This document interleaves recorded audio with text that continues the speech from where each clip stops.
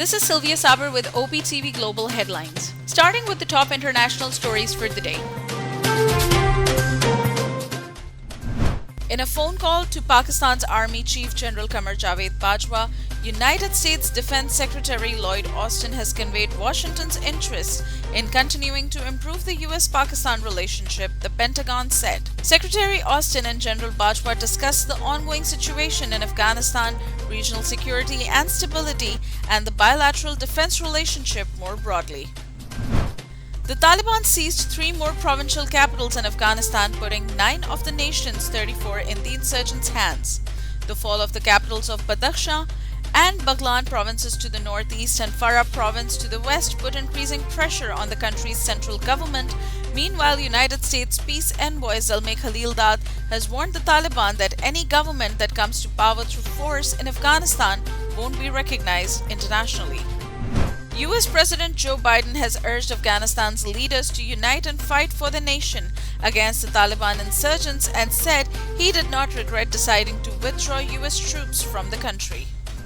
United States President Joe Biden has welcomed a fresh Justice Department review of a trove of documents related to September 11, 2001 terrorist attacks. The announcement comes as Biden faces pressure from nearly 1,800 victims' relatives to not attend memorial events next month, marking the attack's 20th anniversary if the documents are not released. Chinese ambassador to Pakistan, Nong Rong, called on Chief of the Army Staff General Qamar Javed Bajwa at the General Headquarters. During the meeting, matters of mutual interest, defense collaboration, progress on the China-Pakistan Economic Corridor, and regional security were discussed. The ambassador appreciated Pakistan's sincere efforts for peace and stability in the region. Minister of National Defense of the Republic of Turkey, retired General Hulusi Akar, called on Chief of Army Staff General Qamar Javed Bajwa. The guest reaffirmed Turkey's full support of Pakistan's stance on regional and international issues, according to Inter-Services Public Relations. Prime Minister Imran Khan took notice of media reports regarding illness and financial issues faced by Akbar Ali Khan, son of late Liaquat Ali Khan. The Prime Minister directed Governor Sindh Imran Ismail to immediately contact Khan's family and directed to ensure the bearing of all the expenses by the government for making the medical treatment arrangements for Akbar Ali Khan. Pak-Afghan border crossing at Chaman has been reopened for pedestrian traffic and trade activities after remaining closed for 5 days. The border crossing had been closed by the Taliban after capturing Spin Bulldog. Pakistan has categorically rejected unsubstantiated media reports alleging Islamabad was cracking down on overseas dissidents. Spokesperson of the Ministry of Foreign Affairs Zahid Hafiz Chaudhry said false narratives against Pakistan by any news outlet was regrettable and there is no question of any threat being made to any national of any state, including Pakistan's own nationals living anywhere. Pakistan Muslim League Nawaz Supremo Nawaz Sharif and his brother Party President Shehbaz Sharif appeared to be on the same page, agreeing in talks to inject new vigor into the Pakistan Democratic Movement and to ramp up efforts to oust the government. Mr. Nawaz has instructed Shehbaz to mobilize the PMLN ranks to step up efforts in their anti-government campaign. PPP Chairman Bilawal Bhutto Zardari said that if the opposition removes a no-confidence motion against Prime Minister Imran Khan and Punjab CM Usman Busdar, then the government can be ousted tomorrow.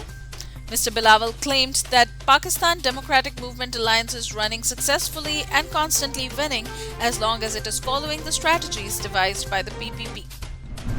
The authorities have declared the stranded cargo ship at Karachi Beach unseaworthy and decided to seize the huge vessel under the regulations of Merchant Ordinance 2001.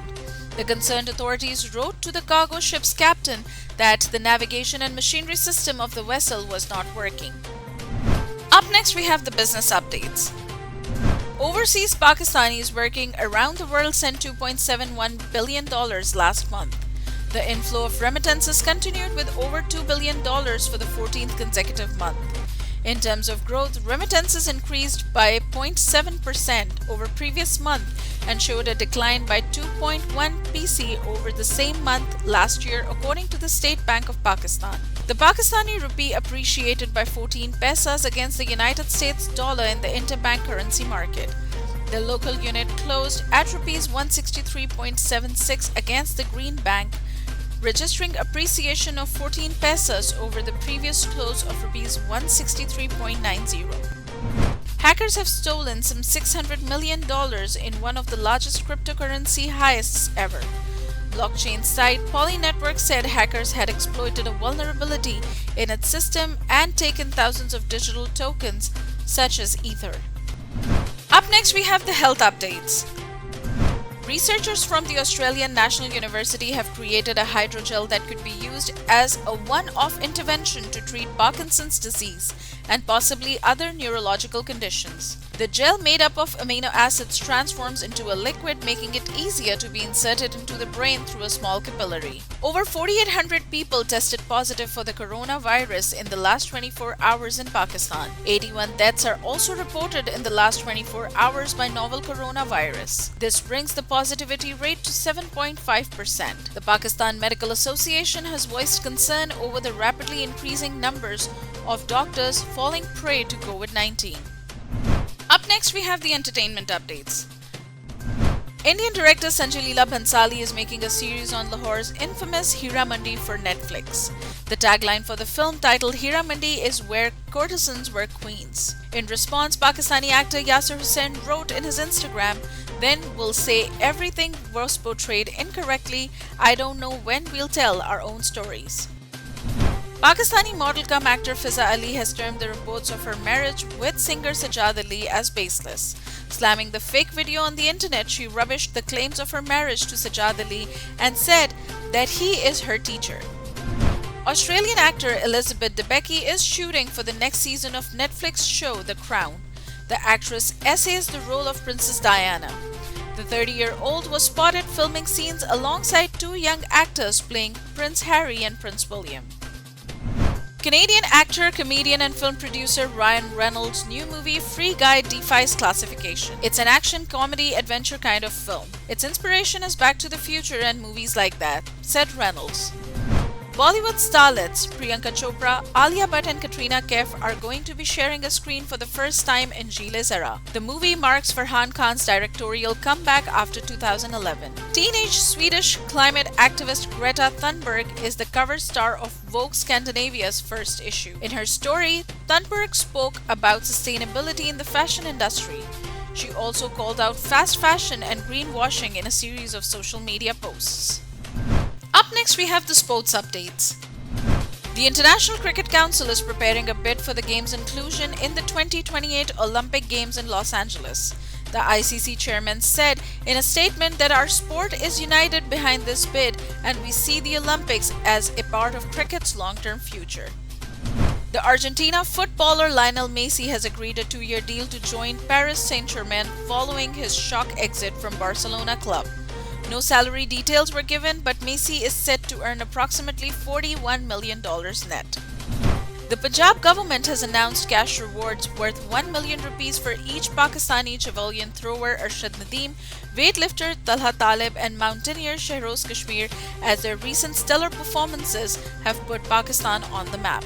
The Punjab government is also supporting Haider Ali and Anila Beg for participating in the Paralympics. The Muzaffarabad Tigers has defeated the Kotli Lions by 5 wickets on Tuesday in the 8th fixture of the Kashmir Premier League. The Tigers comfortably chased a target of 196 runs in 18.3 overs, with wicketkeeper batsman Zishan Ashraf scoring the league's first ever century. Up next, we have the updates on science and technology.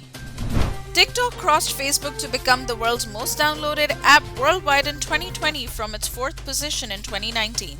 The Chinese video sharing platform is the only app not owned by Facebook to make the global top 5 of downloads.